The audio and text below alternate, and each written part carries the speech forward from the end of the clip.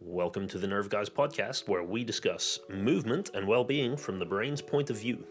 Hosted by Gareth Kelly and James McCambridge, this week's episode is sponsored by the Neuroband, a wearable vision and balance training tool designed to develop posture, focus, and flow. More info at the end of the episode. So we were talking in another episode about warm-ups, and you said that your warm-up was different every single time you do it, or like it changes all the time. You don't really follow a fix, like I always do this. So I guess the question is, how do you decide? Like, how do you decide what your warm-up is, and how do you test like what's good for you? So first thing I'll do is an all-over body scan. Like when I get up in the morning, I'll have a wee check in with myself. I'll have a full all-over body scan. You should know how you're feeling day to day, and if it's different from the norm or where it should be. You should know if you're fuzzy-headed, if your coordination's a bit shit, if your balance is off, if your stomach's feeling weird. If you're stiff, if you're sore, blah blah blah. This should all be a very quick scan, and it will tell you what you need to warm up. Like some days I'll wake up and I'll feel fast as anything. I'm not going to do any hand or eye coordination pattern. Like, do you know what I mean? Or some days I'll wake up super slow and sluggish. So what I will do is I'll do a little bit more eye and hand stuff for the motor neurons and all that kind of thing. If my balance is shit, if I'm feeling like staggery, if I'm bumping into things, or like I'm feeling kind of, a bit spaced, I'll do some auto bounces. You know, this is the benefit of knowing. The thing you should always do is give yourself a full body scan. Should only take like 10 seconds, for God's sake, because the speed of the information is processed should be very quick. If it takes longer than that, well, then maybe do some work on your processing. Do you know what I mean? Like get into the brainstem, do some brainstem drills, and see how that feels. You need to. I kind of pick daily what I'm going to do, but I have a rough. If I'm working on something in particular, I will have like one or two little drills that I'll do regardless for like 4 to 6 weeks. But everything else just changes around it depending on how I'm feeling. Oh, that's cool. So it's like literally a daily change. I feel like that's a big surprise to some people because I always get that thing of like you need, first of all, warm-ups have to be 15 minutes, no more, no Yeah, less. where did that come from? I actually found out, so well, I've heard this may or may not be the story, but I heard from like a kind of old school S&C coach who was talking about what used to be the case. If you were going to be a strength coach working for different sports, each sport had different strength, like a different strength and conditioning program. And so all the sports knew that they wanted a strength guy, but then the problem was there wasn't enough strength guys. So if you were going to do powerlifting, you had to learn how to be a powerlifting strength coach. And then if you were going to go into archery, you had to learn the archery one. Then you would have to learn the gymnastics one. And so every time you swapped sport, you would have to figure out, all right, what's the rules around this? And so basically a lot of the like super standardized stuff that we see, especially in warm-ups, but in a lot of like training protocols, came from the S&C coaches going, it'd be really good if we could just standardize this across the whole of sport, because then you can have the S&C, like the S&C coaches can move around and it doesn't really matter what sport they're working with. It's like, and a lot of it makes sense. You should move full range of Yeah, your common joints. sense. That's probably a good idea. But But hold on, hold on. It is common sense, but you're telling me the 15-minute standardized warm up that you get in classes and stuff came because the strength and conditioning coaches wanted to make more money. sounds like it's Yeah, see. but yeah, but that kind of thing, I find that interesting because people like cling to, if you haven't done this warm up, you are going to be hurting tomorrow and stuff. And Yeah. when you look at like recreational programs, warm-ups always look the exact same and like everybody does the same thing. But when you look at Olympic athletes, you see them do some similar things, but actually nobody's warming up the exact same way. Nobody's doing the same stuff. There was Even a on the gym. same team. Sorry, I was going to say there was a gymnast, Charlie Tomeo, who apparently was like super famous. He was a Cuban guy, and he was famous for when he rocked up to training. he climbed over the wall of his gym and then he just did his Olympic rings routine, like his competition rings routine, because he was like, that's the slowest that I'm going to move. So I'll just do that first. And then I'll go straight at like, that's my warm up. Then I'll go do floor and vault. Like, it's fine. I'm strong enough. I can do all the movements. It's my competition routine, so it's safe. And that just worked for him, and he was really good as well. And there we go. That feeds back into what I said in another episode about it's not how do you mitigate injury or prevent injury or any of that shit. It's how do I make my body able to tolerate the forces involved in my sport or my activity. His body had been developed and his nervous system had been developed to the point where it could tolerate hopping over a wall and doing the routine because his body had got used, his brain and his body had got used to doing the routine without a 15-minute standardized warm up. He just was used to getting up, doing it, and getting down. You get good at what you do all the time. Like when I was younger, before my back injury and all that kind of thing, I used to never warm up, never get injured from it because that's what I did all the time. You know, Yeah. simple. Yeah. And I guess, yeah, it's just that adaptation thing. And I wonder what you think then, like, because I know a lot of people who their warm up has almost just got like a minute longer with their edge. So every year they add on another minute of stuff that they need to do. And you get some people where it's just like, now suddenly it takes an hour. I need to do my meditation, then my breathing, then this, and you got to add all of these things on top. And it doesn't feel like it's got an end to it. How many crutches do you want? How many band-aids do you want? Either keep doing your thing or fuck off home and watch Beck Off. Like, you're looking for excuses to delay doing your thing and you're looking for excuses to delay putting in the hard work. As you get older, even things that used to feel easy feel harder. That's just the way it is. You're getting older. So suck it up and do the hard thing or go watch TV. You're looking for excuses, you're procrastinating, you're looking for a magic pill that might roll back the years. I'm sorry, but we're all going to die. You are all getting older. Everything starts getting harder as you get older. And I've noticed it myself. I'm 42 now. And in the last 3 or 4 years, things I used to do, no problem, like levers and top planches, fine. I find they're so much harder to do. And I actually have this urge where I would rather do anything preparing for it than actually doing the thing. Do you know what I mean? And I see this so often, especially with men in their 40s who used to compete or who used to be quite active. They're now looking for things. They're rolling on their foam roller.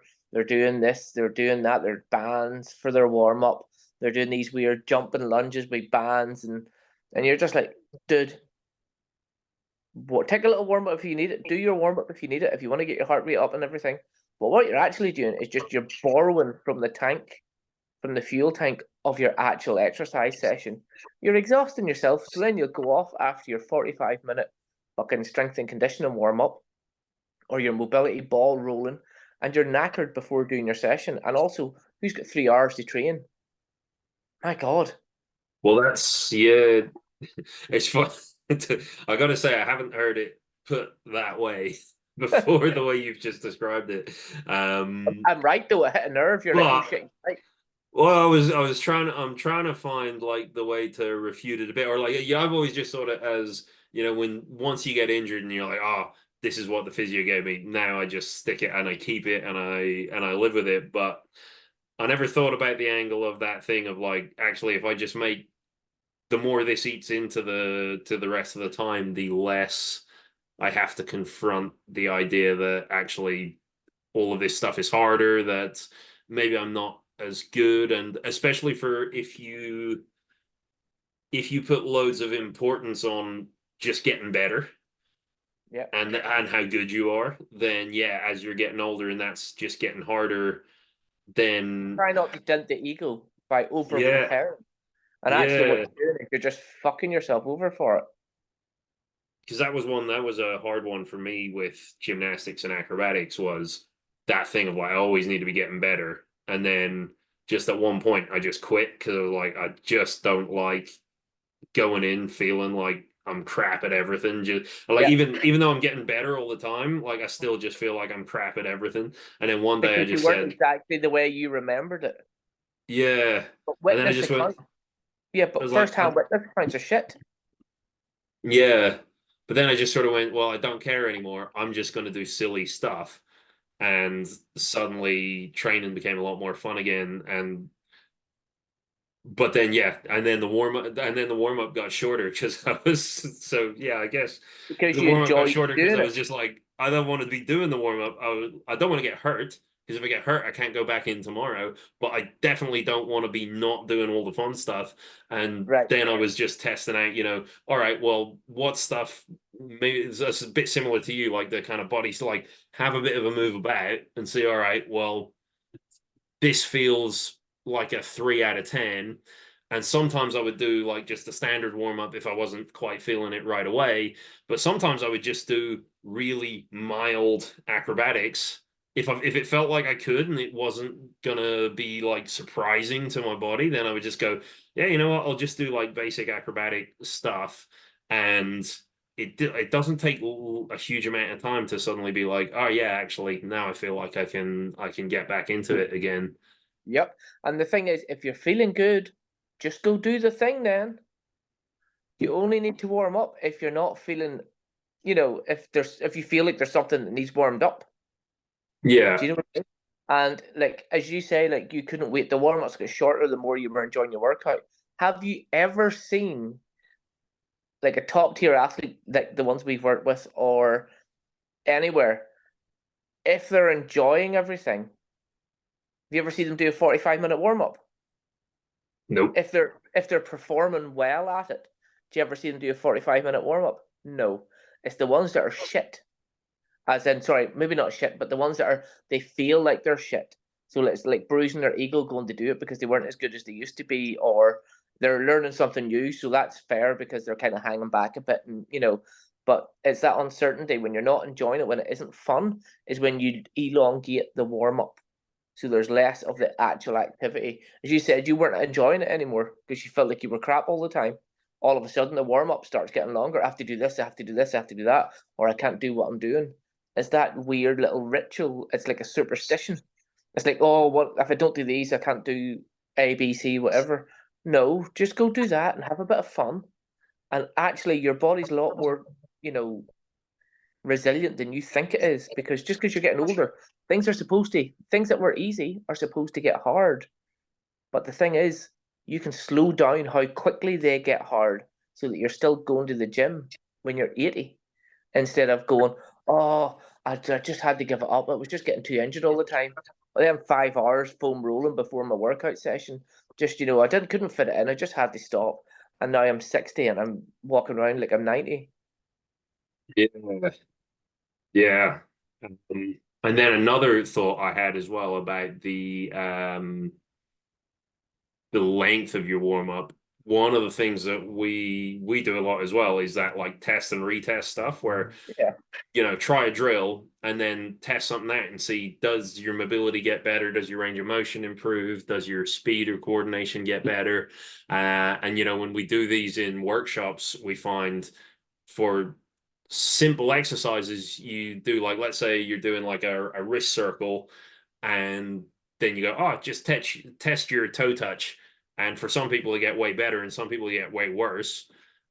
And actually, if you're doing that standard 15-minute warm up where you take every joint through their range of motion, 5 reps in every single place, there's a good possibility that some of those movements that you're doing, your brain's like, oh, yeah, this is good. This is good. I really needed that. And then some of them actually are causing anxiety. And so your warm up is actually in some places making you more stressed out and more anxious if you just stick to like the clockwork. I'm just going to do 5 reps here, then 5 reps here, and then what happens if it's the wrist and you finish with some wrist circles and suddenly your brain's like, oh, I don't really know about those. Are you actually more likely to then injure yourself just because you haven't tested it? So I would always tell people like test everything if you want to be super methodical, or if you're going to like high level sport, just test everything, take every little thing in your warm up, and then be like, all right, try that ankle circle, then go for a bit of a run. If your ankle starts giving you jip immediately after, it's probably not a good, either it's not a good exercise or it's too many reps, or maybe if you're a marathon runner or something, it's not enough reps. You need actually more to wake things up. Yeah, so But you have to I'll give you actually an just test example. it. I'll give you an example of how I come up with stuff to focus on in my warm up. Now my warm ups are short, and I mean like if I hit 5 minutes, that's a miracle. So, but what I do, I generally try and train in blocks of 4 to 6 weeks because I just get bored, so I like to change it up. At the start of that, in the first week of the new block, quite early on in the week if I can, I will do one session that's a mobility session or a testing session.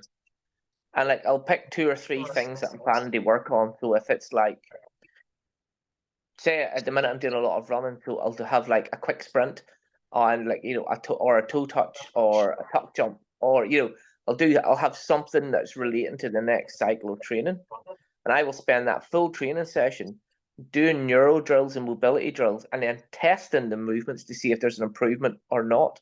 The ones that there's an improvement in, go into the little book that go focus on these. The ones that there isn't, scrap these. And then I'll come away with about 10 or 15 drills, and I'll just move through them as and when I can be arsed. Yeah. One day I'll wake up and go, oh, this is feeling bad. I'll do the drill for this in my warm up. Do you know what I mean? So then I only actually have about 3 exercises I do for a warm up, if that. Sometimes it'll be 2, sometimes it'll just be 1, Yeah. because I spend the time at the start of the cycle picking out the things that have helped improve, using them in the warm up, and then hopefully that's improving over the 4 to 6 weeks as I'm training. Because if they're making me do the movement better, then I should be by doing the movement better, I should be cancelling out the need for the warm up drill because I'm getting better at the thing. So then when Yeah. it comes to the next cycle, I do another mobility testing day where I do the whole thing again with different neuro drills, or I go back and see if the ones that I did make me better make me worse, or all of that stuff. So that's the whole thing. That's what I meant in one of the previous episodes by saying fuck off and find out. You need to dedicate a bit of time to figuring out what works. And then it's up to you how much you put it in or how little you put it in, whatever you do. But if you know it works, that's half the battle. Yeah.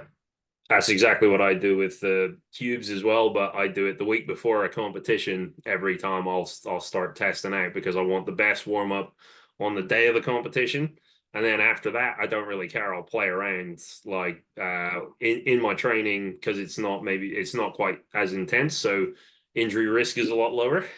So I get the luxury of just being able to just play and go, I'll try this. This feels harder. Okay. But then on the week of the competition, I'll do pretty much exactly the same as like test stuff for my wrists, for my shoulders, for my posture, for even like spinal rotation and stuff that I found actually makes a difference to how I guess the nerves send out to signals to my hands.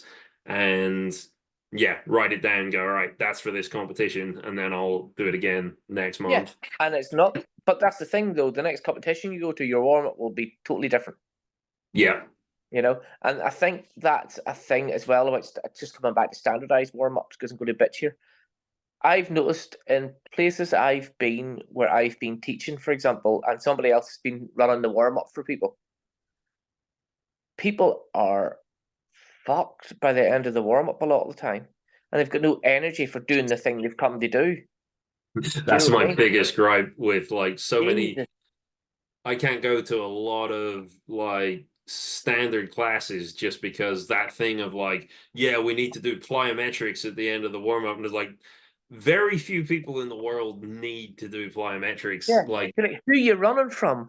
yeah, it Yeah. just doesn't make any sense. And that thing of like, oh yeah, well, everybody in this class needs to be more fit anyway. And it's like, yeah, but there's some pretty fit people here and they're all dying and Yeah. like they What it came to is learn the the skill.